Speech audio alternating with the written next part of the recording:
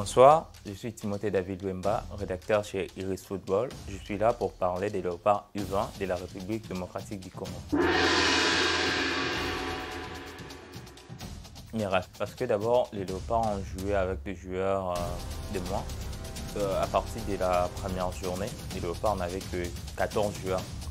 Et après, il y a eu les blessures, il y a eu aussi des suspensions. Je parle des cartons.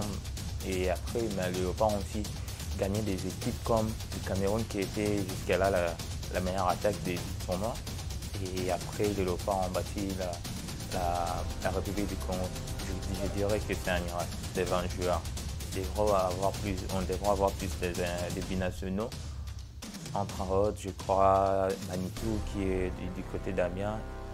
On devrait aussi avoir Honoré qui est avec Sochaux.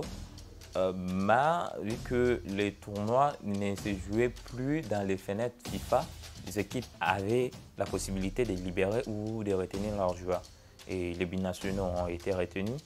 Les joueurs aussi qui devraient venir de l'Est ont été retenus. Celle Johan qui était venu, qui évolue à Mulhouse.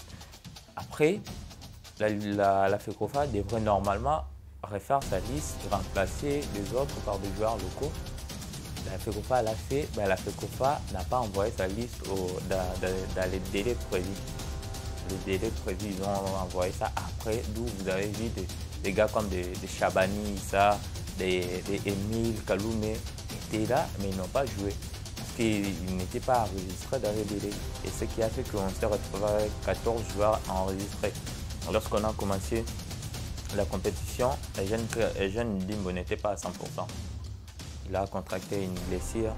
Vers la fin, il y a aussi Saka Toulouenga qui avait aussi une blessure. Il y a Cédric Saloum qui avait incumé les cartons. C'est ce qui a fait que vers la fin, on n'avait que 2 remplaçants, dont Eugène Dimbo qui n'était pas à 100% et Johan qui était un gardien. La concentration. Contre la République du Congo, on n'en a pas eu.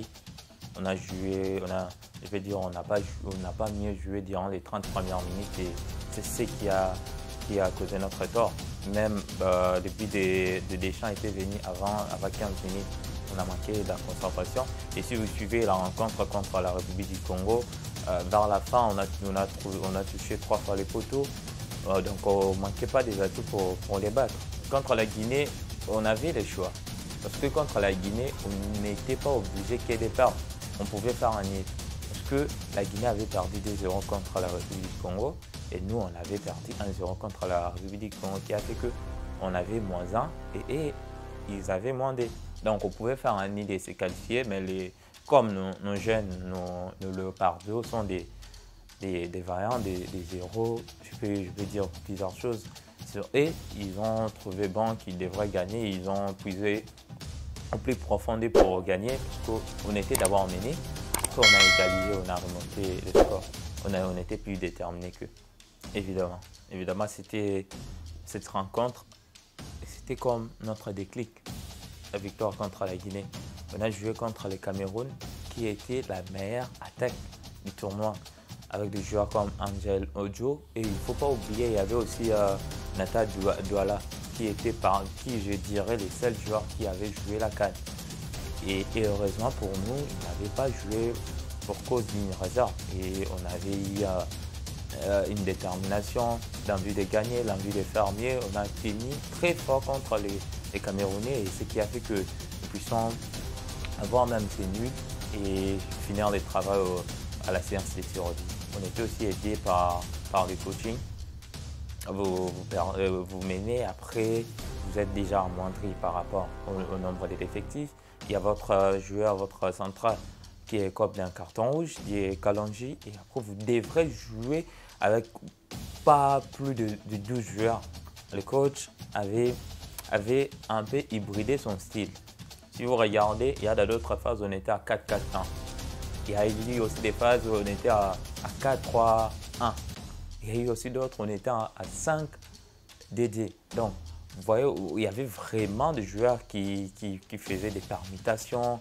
Donc, le jeu a été tellement hybridé que les Camerounais n'arrivaient pas à bien suivre notre jeu. Mais moi, je crois à 11 contre 11, on aurait pu finir le jeu avant la séance.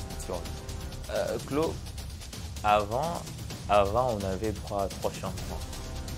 Je crois que c'était jusqu'en 2018.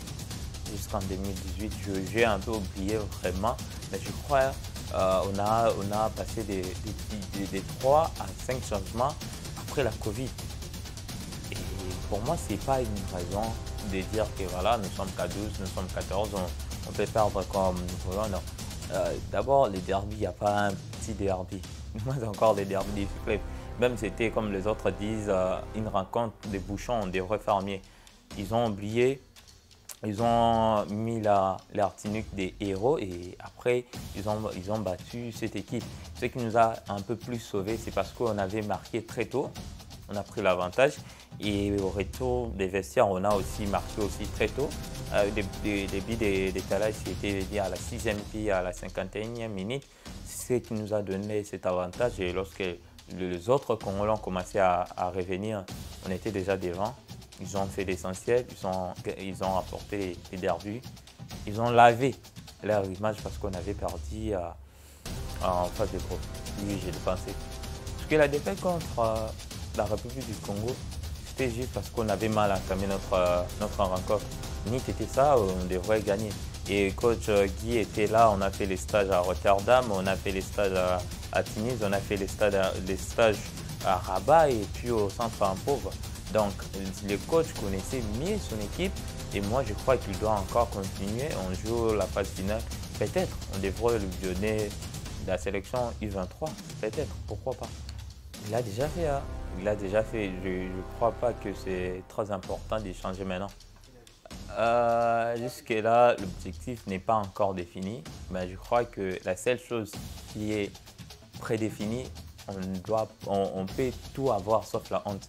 Et maintenant, on va voir ce qu'on aura. Et je crois que le coach qui connaît ses joueurs, connaît son équipe. Vous savez, il y a une relation très souvent que les gens négligent. Lorsqu'un joueur se sent aimé par son coach, lorsque le joueur et le coach passent de la relation professionnelle à une relation père-fils, ça donne aussi l'envie de faire mieux ce qu'on a vu aussi avec nos Léopardos. Et je crois qu'il peut continuer.